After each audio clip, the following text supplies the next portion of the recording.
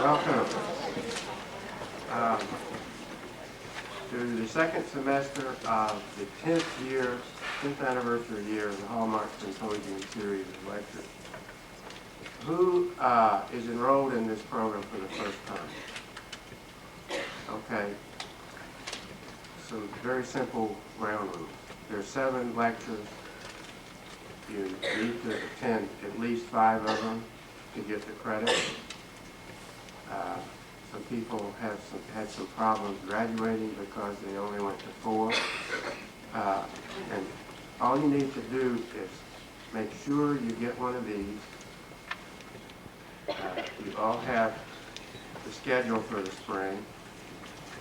And so it's your responsibility to know when will be Bob Ciano, who is one of the real mavens of the magazine world in New York. When I first knew him, was his Red Book, and I don't know where his trail was until then. He was art director of Life, and then we decided that it would be really interesting in celebrating our 10th year to invite graduates at KU who have gone out in the world and are succeeding. Last semester, you saw Brad Sneed. And Brad Sneed is sitting right down there tonight to support Stephen Johnson, who graduated in 1987 and is now in New York and doing very well. He's from a long line of artists, one of whom is his father, who's sitting right there, who teaches French at the University of Kansas. And I think that Stephen is going to include his father and his grandfather in his slide presentation. He's been in New York for several years now and doing quite well. I won't attempt to go through the whole roster of things that he's done, and he's going to do that for you. And I'm really, really pleased to introduce you to Stephen Johnson.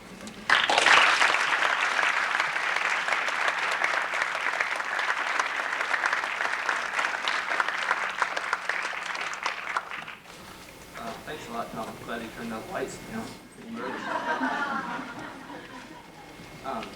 I guess what I should first of all point out is that I'm an artist who is still developing my style. I'm still developing my interests, and as you'll see in my slides, I have a lot of, well, I won't tell you exactly how many, but I have quite a few directions that I'm going, and so, and it's been very confusing to try to put them in any kind of coherent order. So what I've done is I'll start off showing you some work that I did at KU, and then I will go and take a style and sort of take it to where I am now, come back to KU and show the work that I did at KU, which has influenced me, take that work a little bit to where I am now, and keep coming back and forth. So please bear with me. That's the only way I can figure out how to do this presentation in an orderly manner.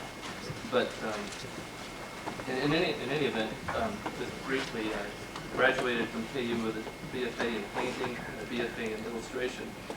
And my first 2 years at KU were, in a sense, doing all the basic courses and so forth, and I won't show you anything from that time period. It's really embarrassing.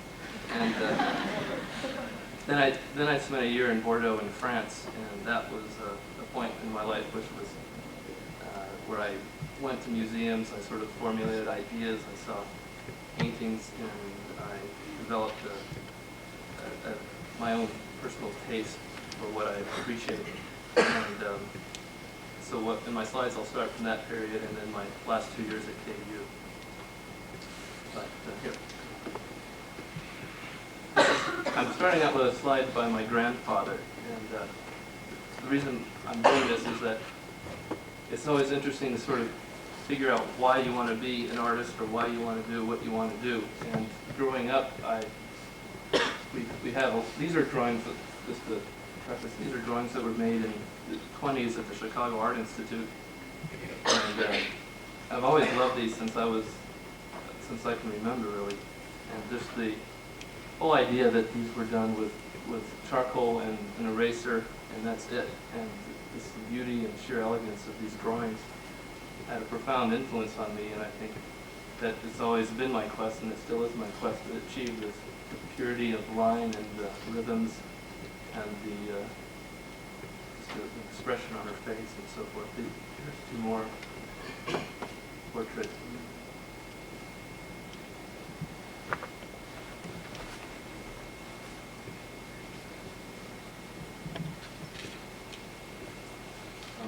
Again, the lines and the drawing, the sheer time spent on these drawings and just the beauty of them really influenced me. And then, as you can tell,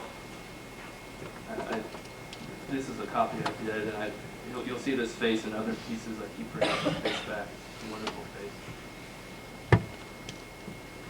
And this is in France.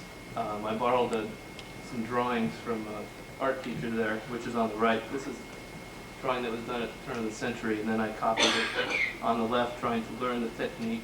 And at this point in my life, I was reading the Agni and the Ecstasy. I went to Italy. I saw the Michelangelos. I was all involved in all that kind of just intense art, and came back and did this. I was very excited.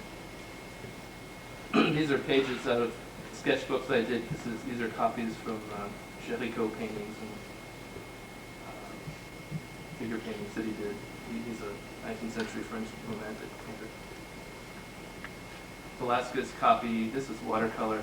I sort of tried every medium, and I copied a painter or a piece that I really liked. Velasquez is still one of my great favorites. This is a nude after Pierre Subiras, who's a not very well-known French early or late 18th century painter, but he has a couple nudes that are very nice. And this is pastel. And then we're at KU. This is Lehman's color class, and we had to recreate a painting with cut paper and so forth. So this is a Richard Estes painting that's in the Nelson, and that was a lot of fun to do. It was actually easier than you'd think. I mean, to do a Pizarro or something would have been more of a challenge. And this is in Tom's class, Concepts 1. And the assignment here was to take 20th century figures and put them in a landscape, which I ended up turning black. But this is the point where it was a Raphael landscape, but it just didn't have that pizzazz. And so, the black background pops the figures out.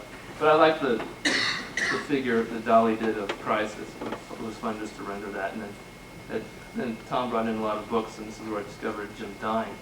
And he's been a favorite of mine for quite some time. Here's some sketches.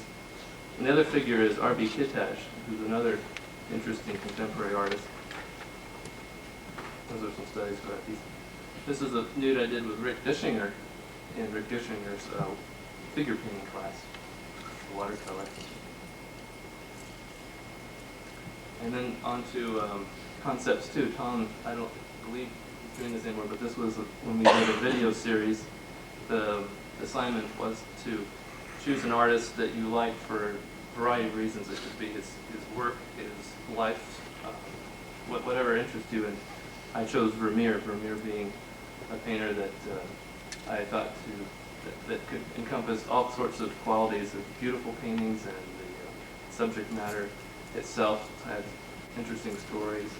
So what I did is I chose to paint the five arts that I chose, which was painting, poetry, architecture, music, and sculpture.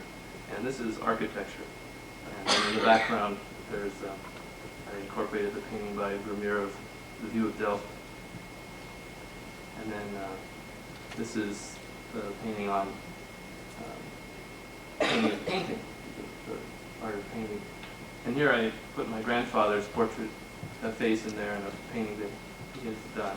And so in any event, I did these pieces, and I thought, well, this is all very nice, but I don't want to paint like Vermeer, and what to do.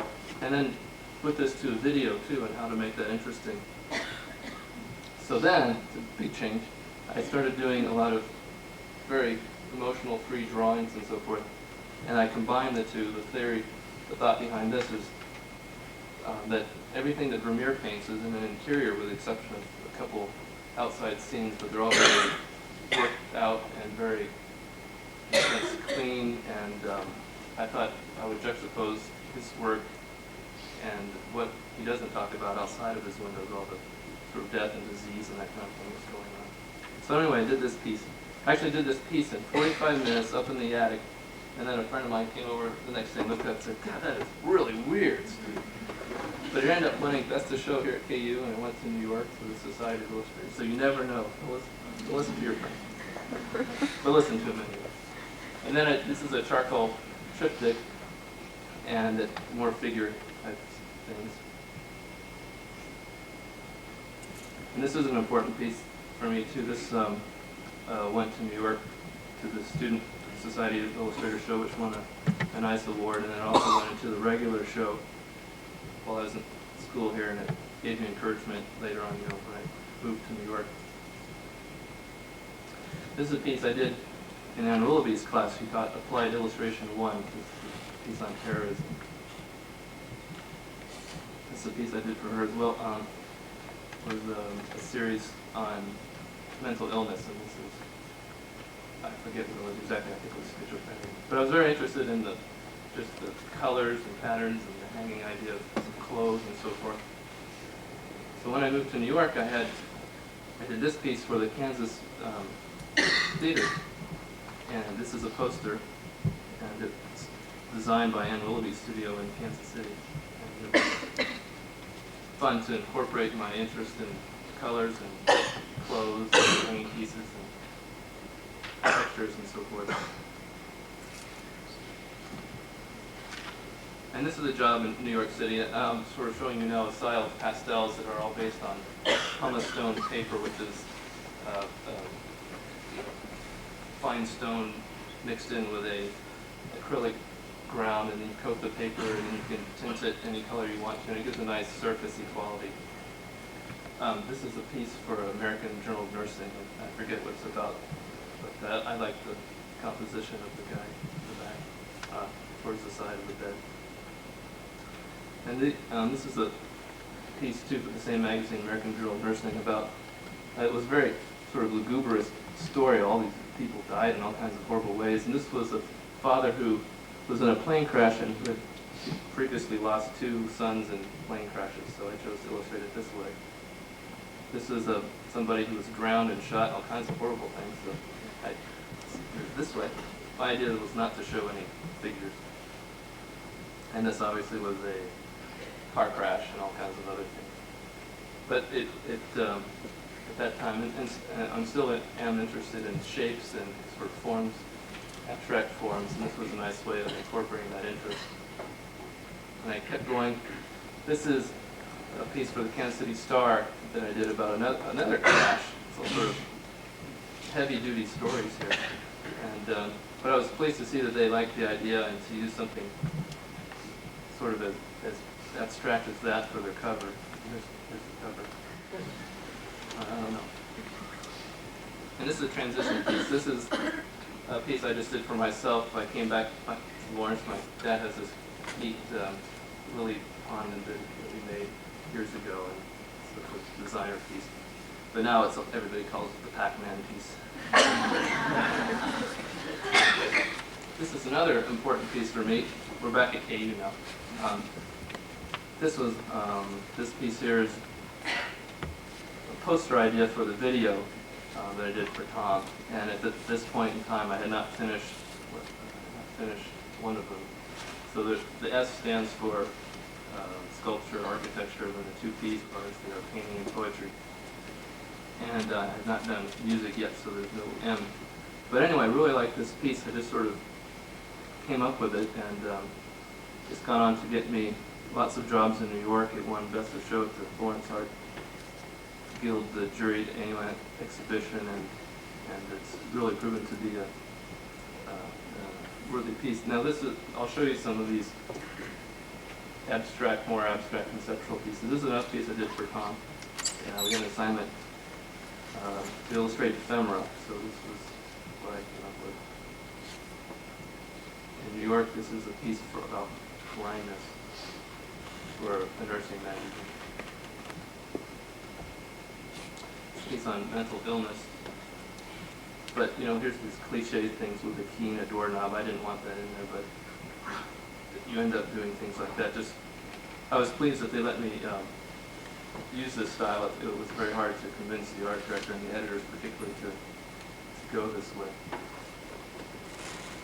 This is a recent piece I did for an audio magazine. Really great job. They just called up and said, all you have to do is incorporate A and B and X in it and do whatever else you want. I had to do something with car stereos or something like that, but it was a lot of fun. Back to KU again. And this is this piece I did with Jane Asbury.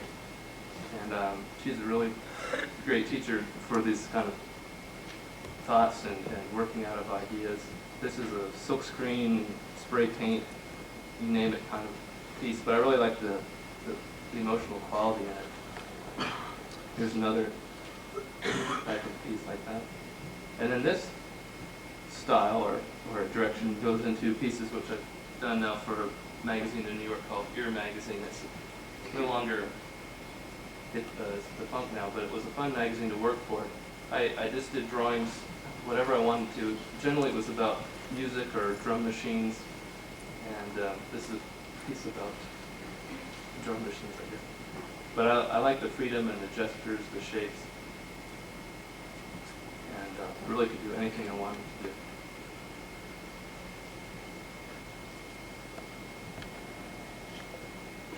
Here's some other ones.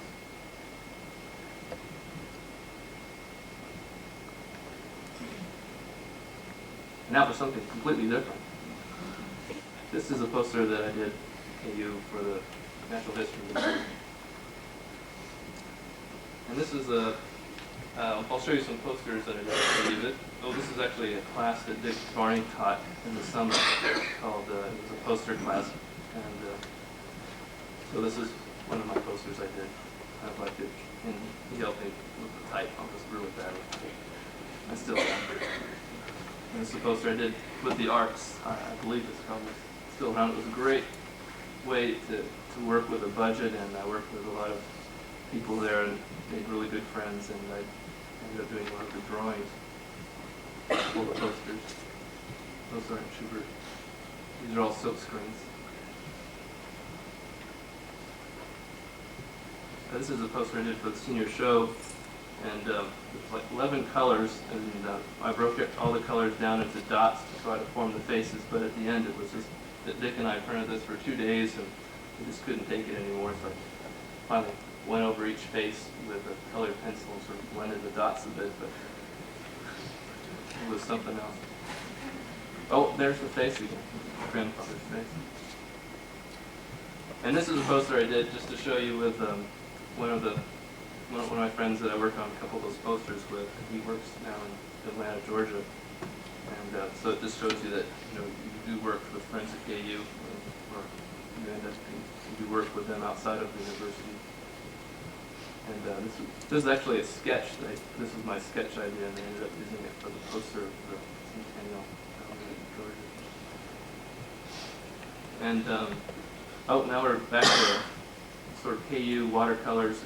This is my girlfriend Debbie, and I like this is the idea of just a woman sitting in a chair, refreshing. And this is influenced by a piece I did in school here for Ann Wilde's class. This was an assignment about the seasons. So I picked summer, and the idea of being that it's, particularly in Lawrence, it's hot and muggy. You sit in a chair, you open the window, you read a book, and that was the idea behind this. And John Collier taught here for a couple of years, and this was a book illustration class he taught, and I did a couple pieces on Beauty and the Beast. My beast is a warthog. I think that's really not worth kissing as a warthog, so I think that's a good character. Anyway, it's sort of theatrical and dramatic and poses. This is my cover idea. And then in applied illustration 2, we had quite a few assignments where we could choose what we wanted to do. And my dream was to do time covers and that kind of thing. And so I did a lot of portraits, and at this point in time in watercolors. And I'll show you as I progress in different mediums. So here's Ollie North. And then I would cut out Time magazine logos and put them on acetate and put them over. I was just, the amazing thing is when you take a Time logo and you put it on anything, and it looks great.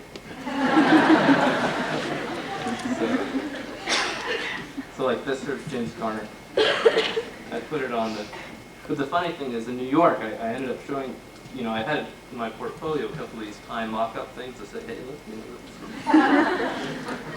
until I met, well, he's the fellow who designed the Time logos, and he said, Steve, I would never put James Garner on the cover. So I said, oh, okay. So I didn't do that again. But in New York, I decided, well, I wasn't getting any work, and I got a lot of mixed signals from illustrators. And one point to let you know, when you graduate, it's the best time to go and call anybody you want to call, because you're fresh from school, you're naive, you don't know any better, and you can meet a lot of really neat people that way. After a certain point, it becomes very awkward to call people, because you have published, you have sort of, begun to be professional, and then it becomes very weird. Why are you calling me? Well, your work is nice. I see you're doing well. What am I going to do for you? But when you're a student, you can really take liberties. So I called a lot of people, and I got completely different advice from every single person. So I was always in a funk. I didn't know what to do. So I decided, well, I'm pretty good with portraits, so I concentrated on that. So here's some of the drawings that I did. This is Woody Allen, Bork, so it sort of shows you the time period. Virgil Thompson. Then I got some jobs. This was a job from CBS Masterworks that didn't work out, but it would have been a fun series. Isaac Stern. I would have been a composer, and they would have, had an ad out every month with a different musician. And this is Thomas Berger. This is a piece I did for Time magazine for their book review section. He's a writer. Really fun to do a big bald head like that. That's really neat. I landed my first job, and my first, big kind of job. This was Forbes, four of the most unattractive guys you've ever seen. And one of the reasons why they use an artist for portraiture is because the reference is bad. And this was, he had 4 little pictures from some sort of annual report that these guys had, and they were Xeroxes. So I did 4 portraits. And then at the last minute, they wanted to put them on the cover, so I did this piece overnight. And the interesting thing, I pulled more all-nighters that first year out of college than I ever did. Years combined. So that was that piece, and that piece led to other pieces. So I finally got my time cover. This is my an Asian edition. It's not a very good painting, but it shows you what you have to work with. The Chiang Kai-shek. That was a Xerox, and the guy in the middle was a fax, and the guy on the left I made up, and it was overnight. So, but the funny thing is, when I remember hearing Dick Hascock here at one of the Hallmark Symposiums, and he went on and on and on. He lived out. Unfortunately, he passed away, but he did lots of Time covers and TV Guide covers, and he lived out in Connecticut, and I remember him telling us when Time magazine would use him, they would fly a helicopter out and land in his backyard, bring him the reference, he'd do a painting and have a limo waiting for him the next day, take him to New York, but wow. So I called up and ordered a car service. So this was my first, I think, better portrait for them. And this was for the European edition when Mitterrand was elected. And this will be fun for you to see. That this is the cover that they used, but I did two covers for them. This was the alternative cover. Shihak would have won, but he didn't. I like the Mitterrand better, but I don't know about politically. Then I did the Canadian edition for Time when Mulroney was president.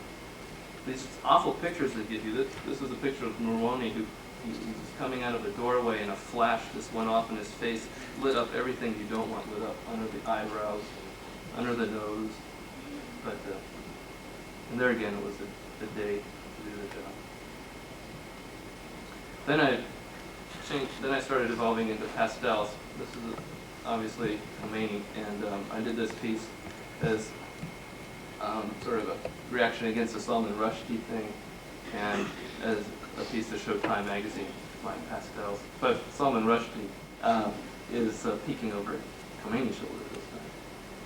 I did John Tower, Chinese leader.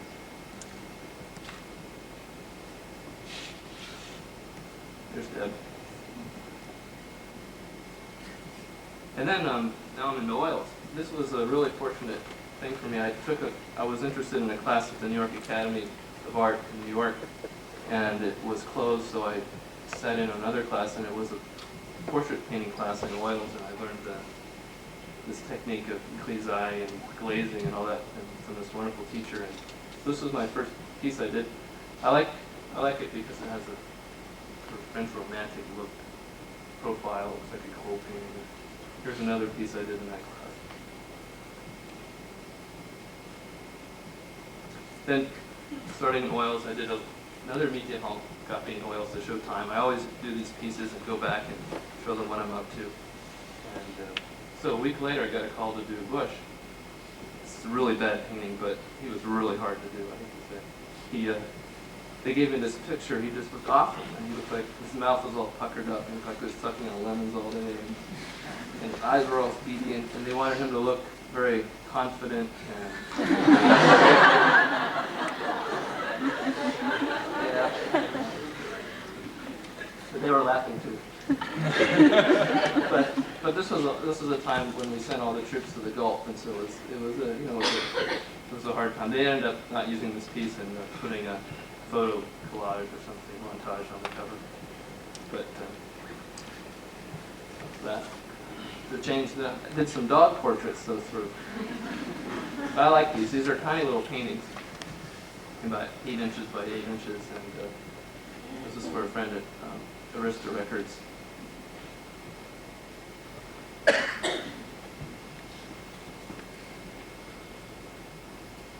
This sort of a classic side profile.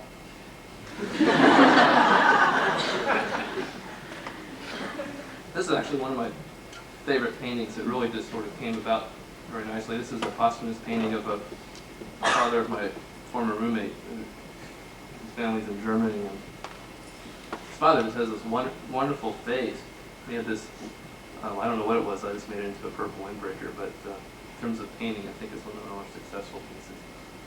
This is a piece I did in a class too, and I really like it for the simplicity and the economy of paint, and it's done very well for me in terms of getting jobs, and it's just in a show.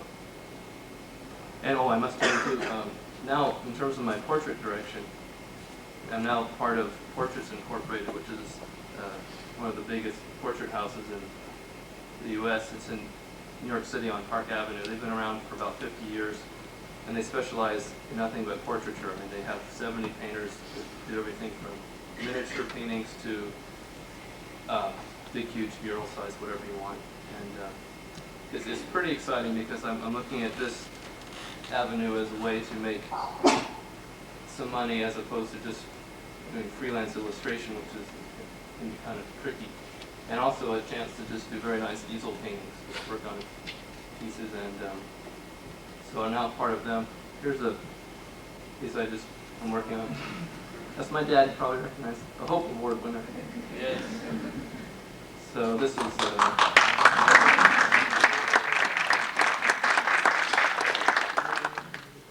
so anyway, this is a piece that they'll have in their showroom. I'm still working on it. And now this is watercolor and pastels, which I'm primarily using for my illustration work. This is a piece of Michael Milken that was to be a Forbes cover and ended up going on the inside. But this is a good example of a project where you're told exactly everything the guy's wearing and everything about the whole scene, and you get a little Xerox of his face and you have to put it all together and make it work. But he apparently liked the painting, which was nice. And so I'm trying to see if he can buy it now. He still has lots of it. But he's in prison, and this is what it is.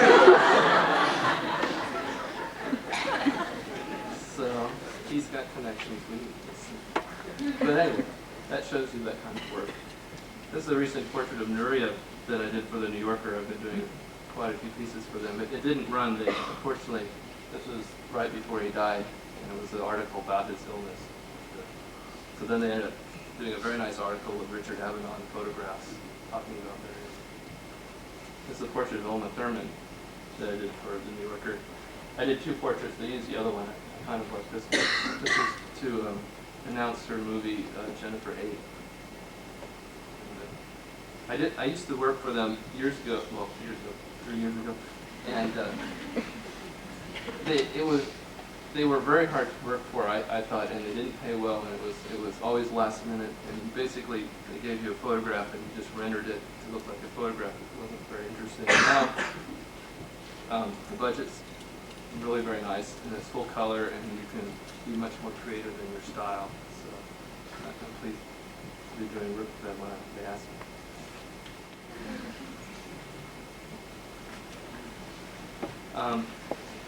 This is a piece I did for the State Ballet of Missouri, and 2 or 3 years ago, and it's a poster to promote the ballet. What I did is I flew back and met with 2 of the dancers, and we tried out a bunch of poses and took pictures for a day, and then came back. And I ended up just taking a lot of pictures, and I really liked a lot of the poses. I had free time. This is the piece that they chose for the poster, and I did others. I really like the idea of combining the man and the woman in ballet.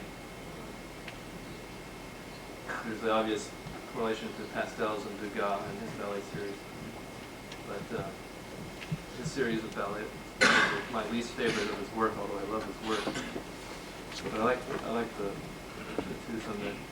This is a commission piece I did for a woman in Chicago, and we saw the poster and remember this pose because I ended up using this exact same pose later on in my children's book for the Nutcracker, and it worked out to be a nice pose for the Sugar Plum Fair. I'll show you that later. Here's a single dancer, and I'll show you a couple watercolor studies that I did as examples to the ballet people. And Bernstein and Ring, who are in Kansas City, they're the folks who hired me to do the job. These are just some other ideas.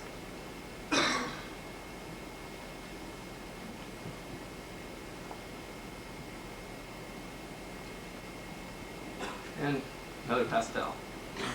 This is a piece I did for Time, again for the book review section. It's Edith Wharton. And at this point in my life, they had just had a big Degas show in New York, and I had seen it in Paris, and was very much in love with his strokes. So there's just tons of these thick strokes and cross-hatching.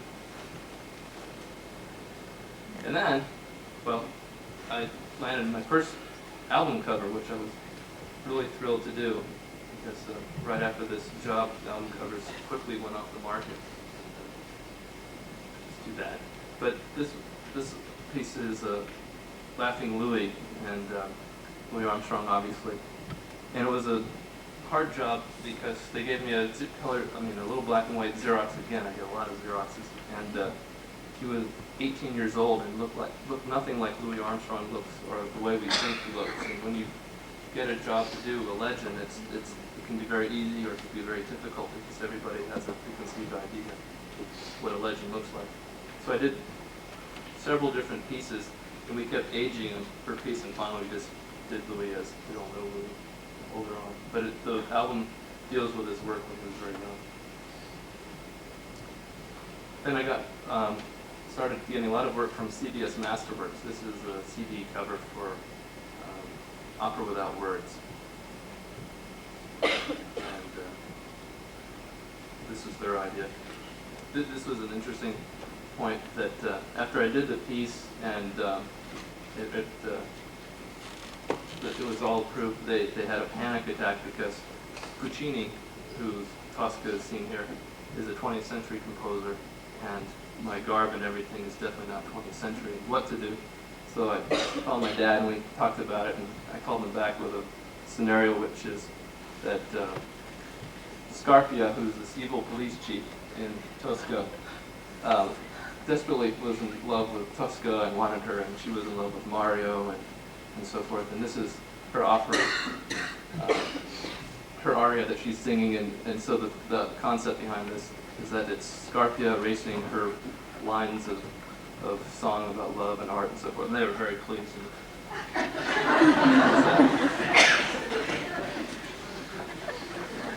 And so I did, these are more series. They're not very good paintings, but they're fun jobs. This is Puccini Without Words. So here I chose to use Mario and Tosca. He's a painter and she's, I don't know what she is, but they're in a church. And this piece I did here in Kansas, and I flew back I had a vacation planned for about a week, and I didn't want to cancel my plane trip, so I did this piece along with Wagner Without Words here in Lawrence, and I put these two pieces back together in a coat hang bag and hung it on the plane all wet. It was kind of messy, but it worked out fine. And so I thought I'd show you some pictures of how I put them together. Here's my dad and my sister. Now look at it, the pictures are much more interesting than my paintings. I can do a much better job now. But, so you need to think when you do, I love doing costumes, but I don't have any costumes, so I always have to makeshift things. So that's outside in the backyard in Lawrence here, and then that's the studio where my dad draws with some other professors at out in North Lawrence. So we did some quick makeshift armor. This is to show you some quick sketches I did Carmen Without Words. So here's some sketches of which I went through art history books, particularly Sargent, Manet, people who had women in elegant, sort of flamboyant poses, and I put fans on it to see what kind of gestures I liked. Then I got Deb to pose. So there's a Chinese fan, there's a glow-in-the-dark red rose, and you come up with what you can. And then did a painting. Here's another piece. This is Amadeus Mozart. Once again done over a weekend quickly. And sort of CBS's, or actually now they're Sony Classical's version of the movie. And this is the most recent CD I've done. It's called Bach Beat. It's a composer, Brian Slauson, who I met. It was fun. This job was nice because I got to meet him and learn a bit more about the musical recording side of the business. And anyway, he plays Bach on nothing but percussion. So I took some pictures of him, cut him up, painted over his face to try to make him look like Bach. And sorry, there's only one portrait of Bach out there, and it's really bad. So, but on the other hand, you have a lot of flexibility with it, so nobody can prove you wrong if you do it in face. So this is what I ended up being like. Oh, and he had a dog, and his dog appears on the soundtrack a couple times. She barks, and so there's just a slight ear peeking out behind his arm there. But I mean, it was for Brian. He knows about that. It's kind of fun. So now we're into children's books. And this is my first rough sketch idea for The Samurai's Daughter. And This book is now out, but this shows you the different stages of the cover. It's my first children's book. This is my second idea for a cover, and then this is the cover.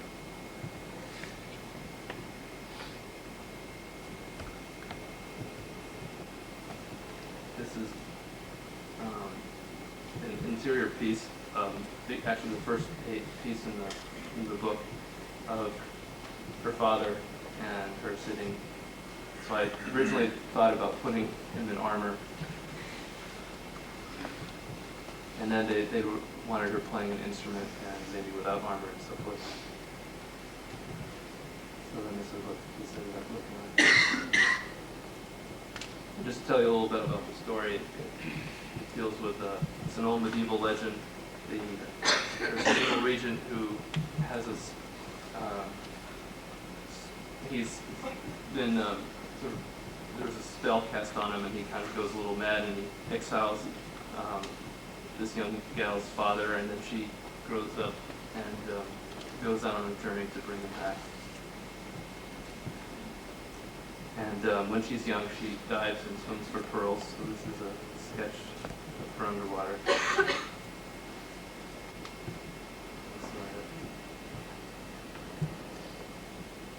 This is a scene where her father's being taken away by some soldiers. Originally, I thought of doing it as two separate illustrations, and then I ended up combining it into one.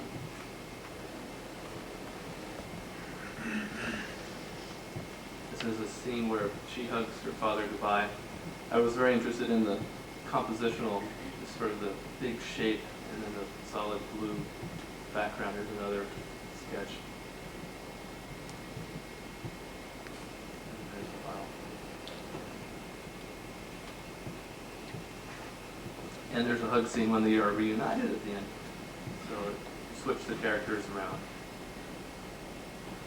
And this is a scene where she's going over a sea to an island where her father supposedly is being held, and the text talks about the moon shining on the water with this sort of serpentine feel of the reflection. So there she is. And she meets up with these ghosts, and she's very brave, and they go right through her. There's no armor, so there's all these crazy ghosts. And at one point in the book, she dives into the sea to take care of business, which is a big sea serpent. And has a big battle. Wins. And this is the beginning of the book.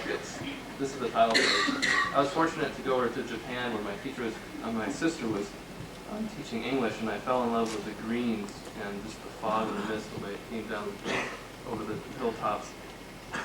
And so this is the beginning of the book where young samurai daughters, she rides horses and so forth. And then here's the end of the book where they all sail away and live happily ever after. And now, my second book, which is out now, is called The Nutcracker Ballet, done with Andrews and McNeil, Kansas City. Oh, I should probably tell you, the other book was done with Dial Books in New York. Brad has done in books too. And so here it is. This is my cover concept for The Nutcracker. This book was done in 11 weeks, which meant that from start to finish I had 11 weeks to do, which comes down to about 4 days per painting. So if that gives you an idea in terms of time, it was just crazy. But for the cover, these are just, I did in about a day. I just sat down and came up with the book and sent it off. They agreed to my idea and just went for it. So here's Clara asleep on the bed with the Nutcracker leading her off to the land of the sweets. Cover. This is to show you how I'm working now on my books. I do a pencil drawing carefully with all the lines, and then I put the drawing up on a light box, and then I put I'm using watercolor paper now. I put the watercolor paper over the light box, and I trace my drawing onto the paper, and then I coat my paper, whatever color ground could be generally use like browns or a bright red is very interesting. It gives lots of neat possibilities with colors. So I coat the ground, and then I just apply watercolor and pastel. And this one. And in these pieces, I wanted a very Victorian feel. I wanted it to look like a stage. It's based on the ballet, so it should have a sort of a stage lighting. This is the scene where Drosselmeyer, the godfather, is holding up the nutcracker, and all the kids are surrounding him and wanting to crack nuts and so forth. So here's the progression of this. So there's a drawing. Sometimes I scale up a little drawing to the appropriate size, so each of the finished pieces are the same size. And actually I had a slide of this before it was finished, so I can kind of show you the procedures there. There's painting in watercolors, and then I apply the pastels, and I paint the pastels, and it's back and forth. There's the finished piece. This was fun. The first time I used children for models, and they do little things like coming out of their shoes and little poses. And it's a lot of fun. I never would have pre-planned that, but it worked out nicely. Here's a dance scene. They're all dancing. And here's another sketch. Towards the beginning of the book, they look through a keyhole and look at marvel at the big Christmas tree. And I wanted to put a little cat in there as a third character. This is how it ended up. And then Clara goes down and finds a nutcracker and falls asleep on a couch. My original thought was to put her mother. She comes down and checks in on her, but and then lets her out. This piece now is at the Society Illustrators show, and it's a really nice show up there right now. And I'm very pleased with the rendering on it. It's nice. Here's the Drosselmeyer, and I'll go up on the clock, the owl clock. That's how that turned out. And here's the battle scene. This was my biggest nightmare, but my painting, I think, turned out to be one of my best. And I was always torn how am I going to solve the problem of having the mice and the soldiers battling in a vertical format. I'm so used to seeing it on stage, one at one end and one on the other end. And then I end up doing it looking down.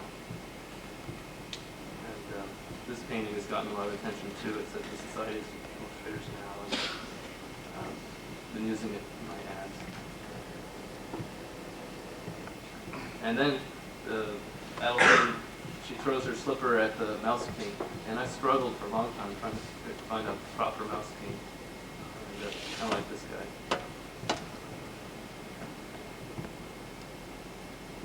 And then they go off to the land of sweets, and then my palette changes because it's a whole different. It's the second act. It's a color scheme. And there they are in the Winter Wonderland. And then they sail on to the land of sweets. So here I went all out and put the early romantic sort of American illustration kind of clouds and combined parts of the Kremlin and all kinds of Venetian facades for the architecture. Candy canes. And then here's one of the dance scenes. Sugar plum fairies, you recognize the pose. And this is a book that I just finished. It'll be out in next fall, called The Snow White. And again, it's with Dial Books and by the same author, Robert Sansusi. And it's another Japanese legend. And I haven't been showing you the complete books, but here I'll run through the story. It's kind of fun. It's about these two woodcutters, and they're caught in they end up being caught in a snowstorm on their way home from cutting wood. And they end up finding shelter in a hut. And it's a young man and an older man.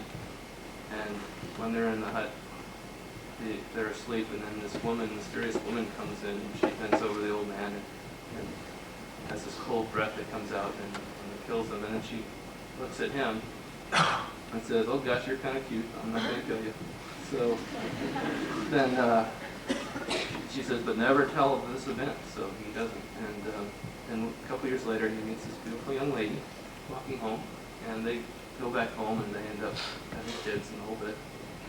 And then one night, they're sitting there talking by the lamplight, and he sees something in her face and tells her of the story, and of course, she is that scary woman. And she turns back into her and flies away. And he's distraught, goes to the local priest who says, well, you need to go on a journey and try to retrieve her by convincing this snow god that you will never, lie or whatever again. So on this journey, he meets the mountain man.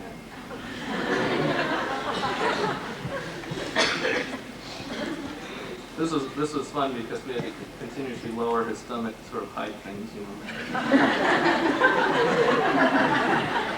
But I didn't want to put any sort of material garment that would have ruined the piece. But there he is. Then he runs into the mountain woman, and he's about to eat him. And then he ends up running away and rolling a boulder down on her, and she falls off the side of the mountain. And then he's caught up on top of this ledge, and all of a sudden these fire globes come by, and he follows the globes into a cave where he ends up spending the night because it's nice and warm. Then in the morning, the snow guy comes, and they have a long talk about things, and he promises he'll be better in this next scene. There she is. She comes back, and then they live happily ever after. So now just to end the slides, back to KU again. This is a piece I did when I took independent study with Peter Thompson, and we talked a lot about edges and sharp and soft edges and so forth. And I went on to doing a series of atmospherical scenes. This is New York City, but primarily I've done a lot of pieces. These are big pastels. This is Shop Cathedral outside of Paris. This is the first piece of the triptych. And here I'm interested in the way the clouds and the mist sort of cover up the hard edges of the architecture, and basically creating moods. So I'll just show you a couple of trees.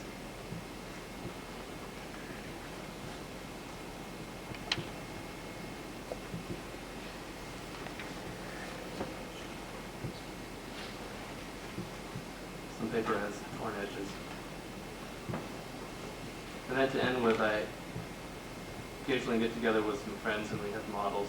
Just since I began with nude, just to show you, there's not much time, but it's always fun to do life drawings. These are a little more finished pieces. And then here's a big oil that I've been working on. I sort of like it at this stage, but it shows you that it's sort of a technique. And then my final piece. I like this painting. I didn't know where to fit it in. It's a nice ending for the hand. So that's it.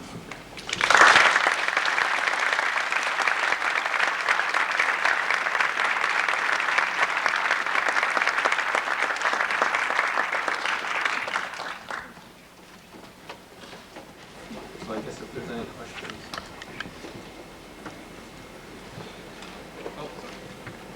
I thought I'd ask you how to plug the Hallmark Symposium. I know you mentioned past, so that they are time cover artists. You mentioned him. Did you see Harrison? Marshall, no, but this symposium is absolutely terrific. I brag about it in New York all the time as being part of my education. I really, just to talk a little bit about KU, it's a wonderful university, and it's so neat to be in New York. And people ask, well, did you go to School of Visual Arts? Did you go to Parsons? No, I went to KU, University of Kansas. What?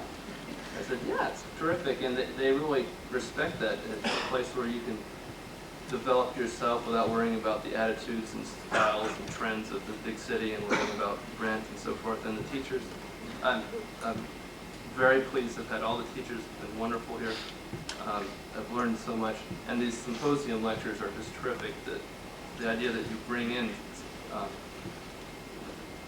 you know, there's great talent that's out there. I mean, some of the people that I remember vividly, Dwayne Michaels came to talk, and his lectures were very influencing. And just the whole series in itself is just great. I don't. New York has speakers. They have other universities have speakers that come to talk, but it's really neat to be in Kansas. People don't think of Kansas as much of anything, but the art, even local artists and the galleries and stuff, there's just a tremendous amount of talent.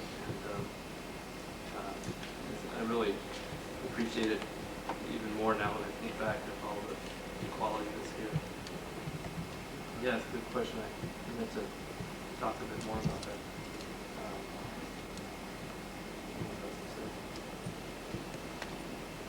Yeah. On your illustrations, on the faces and stuff, they seem more photographic, and then the rest of it seems more theory. Is that purpose? Some of them, I like the idea of giving a lot of attention to the face and how they sort of dribble away to remind you that it's a painting, not just a rendered photograph. There's a lot of people in the illustration world that can paint, like a photograph. That's fine, but I want to keep that painterly aspect of my work. A lot of your magazine covers, was that overnight? Is that normal? Not get it together and then Yeah, unfortunately the business is, well, can you do it yesterday with this budget? And you say, well, okay. But I say, you bet. But, are you fast? Yeah. It's kind of a shame because the days when Rockwell painted and those guys, I mean, they had lots of money, lots of time, lots of models, lots of costumes, and it's that way no more. You really have to work fast. You have to put in long hours, late nights, if that's what it takes. Because the weird thing about freelancing is you get all your work in periods. They don't come nicely every week, and they all happen at once. And then there's certain jobs that you unfortunately just do for the money. There's no other way to say it. You just need the money, and the jobs aren't interesting. And then you put more of your emphasis on another job, whether it pays better or not. If it's an important job to you, or if it's going to be seen by a lot of people, you want to make sure that that's a good job to do it well.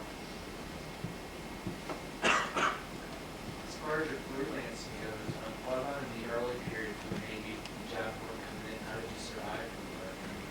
It's just a matter of working other jobs, or? I never, no, it's just, I just sort of kept working out. I'm still at that stage, every month I look out, sell a painting, or get a job, and it's never quite caught up to where you're very secure in having certain jobs coming in. Children's books are really nice because, or they don't pay a lot. When you spend your time concentrating on them, you just throw yourself into it and you just do nothing but the children's books, and that's really pleasant.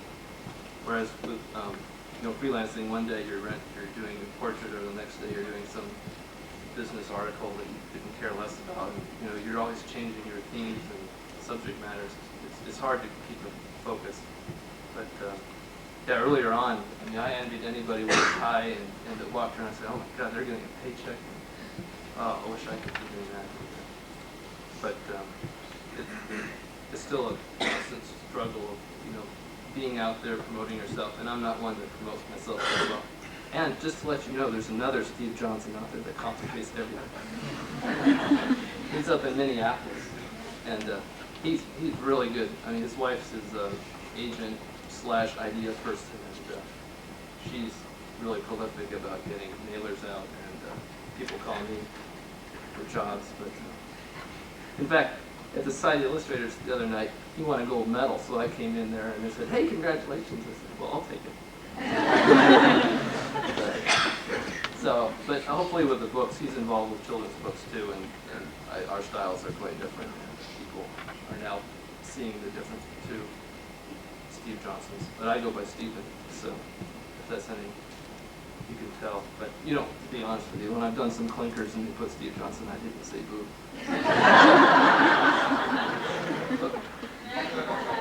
That wasn't me. You work primarily with photographs, or you get a chance to work on your life too? Yeah, pretty much photographs. From life or, you know, life drawings, portraits, which is really great. But unfortunately, there's just no time to get people to pose, and it's really pretty much photography. And I'm not a great photographer, and so what happens is I take these lousy pictures and I struggle with hours with these lousy pictures that end up being a painting. I should take a little more care in my photography. But I view it as a nuisance, but it's an unavoidable part of the job. And then coordinating people, like particularly like for the Nutcracker. Now I'm working on 2 more children's books. One's the Christmas Carol by Dickens, which will be out next year. And this is being co-sponsored by the Guthrie Theater in Minneapolis. And it's based on the play. And I'm all involved now. And I found a Scrooge character. And you know, I got to get Tiny Tim and all the kids and get all these costumes and get everybody together at the right time and take pictures and make sure everything's coordinated. It's a big hassle, but once it happens, it's fun. But getting everybody together, that can be kind of problematic. But photography is obviously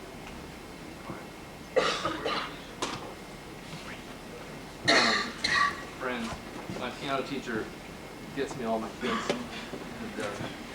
and that's been a lot of fun. Getting I live in Brooklyn, and a lot of the community there is now. Some of the kids there come by and use them. It's been nice. Parents are really thrilled when the kids get to do children's books.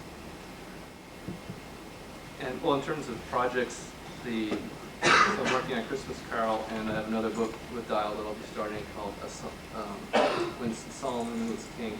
And I have a couple ideas of my own to write. I've been working for a while on Cyrano de Bergerac as a children's book, which is hard because I want to keep the integrity of the piece itself, but to make it work for children. And I view that as maybe a bigger book, like a 48-page book. Most of the children's books are 32-page books. And an alphabet book that I have going. So these are some projects there. Ultimately, if you were to see me in 10 years, hopefully my work will be completely different, and all this has some other ideas over and beyond illustration, and some concerns that basically can't be solved through illustration. More ideas just about painting and composition and structure, which the way I would work is I'd have to take at least about a year off and just throw myself into painting and get in touch with the paint again in a different mindset than I work with illustration. But I can only do that once I'm really financially secure and can take that kind of time off. But that's the direction I'm looking forward to. And at the same time, I'm pleased to see that the children's book market is appreciative of my work, and I'm getting calls for that. It's really about the only area right now that I see a lot of freedom. You choose square or vertical format book, you can have a lot to do with the design. Whereas magazines and book covers and that kind of thing, they say, you got to do this, you got to leave room for this, you got to do this, we're only going to pay you this, and dang it, use a lot of blue.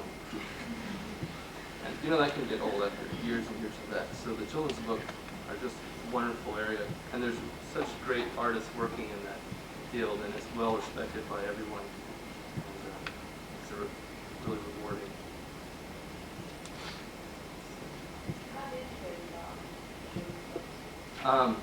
Reluctantly, believe it or not.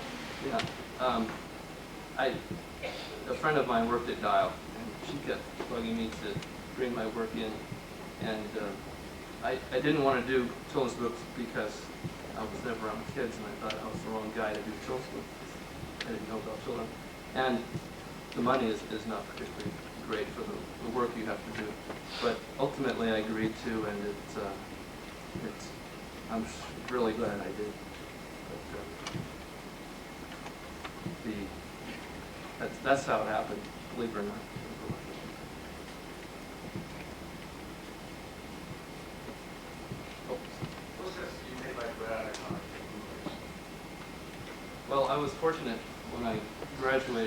I had a piece in the Society, and then the Alumni Magazine did a very lovely article on me. 6 pages of color reproductions, and I had some calls from New York. I taught watercolor, 2 watercolor classes at the Art Center, and I sold some paintings. So I had a nice momentum going in terms of saying, I better go to New York now or I'll never do it. So that's what I did. And in terms of promotion, I just did a lot of Xeroxes or prints of work and cut and paste little pieces together. In fact, I did that for about 2 years. And it's only been the last 2 years that I've taken any professional ads out. You might know the Showcase and those kind of annuals that are just thick, huge books that are sent out to art directors and editors all around the country, and some internationally. And that's a good way of promoting your work, but it costs a bit of money. So every year it's a struggle to get the funds for that, but it ends up paying itself off.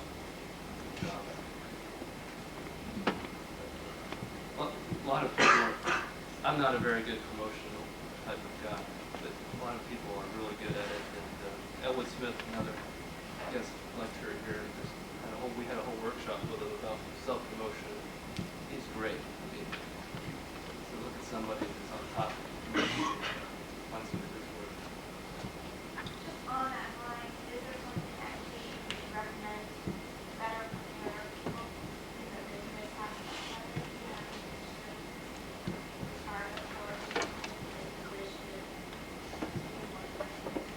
I don't know if there's a course per se. I mean, I would consider if you're a senior and if you're graduating and you're really going to try hard to get illustration work, or if you've already started to get commissions, to state all your receipts. I mean, all your art school receipts and everything in terms of art and electric bills and everything. So by the time the end of the year comes, you'll have a full year, because you'll graduate, say, May, but then you have all the fall, of which you might be freelancing or something. Save all your receipts, and then definitely maybe see an accountant. That's something that I learned, and they're very reasonable, because you won't make a whole lot of money your first year, and they won't charge you a whole lot, but they can work with you to assure you that you don't have to pay a lot of taxes, and then they break it up into quarterly payments. And another thing is, a couple years ago, I realized after selling a lot of paintings that I should have a sales tax number. When you sell a piece of art, you need to tax the people, and which is awkward because it's hard enough to get people to buy a piece and you say, well, hey. Particularly in New York, which is one of the highest, 8.5% tax, is a lot of money. So, but you have to have a number legally. So now I have a sales tax number, and so I have quarterly payments to the government for my income tax and quarterly payments to the government for sales tax, which I send in each. Those are some ideas. And then health insurance, things like that, you need to think about getting good health insurance gradually. And that sort of costs when you're not employed by them. Those are some ideas to think about.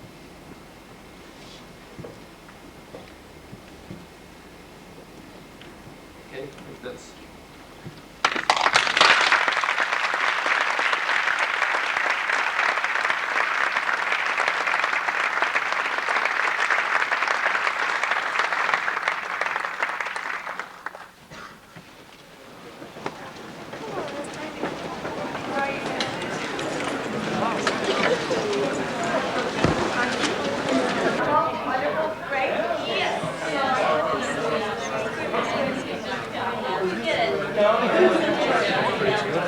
Yes.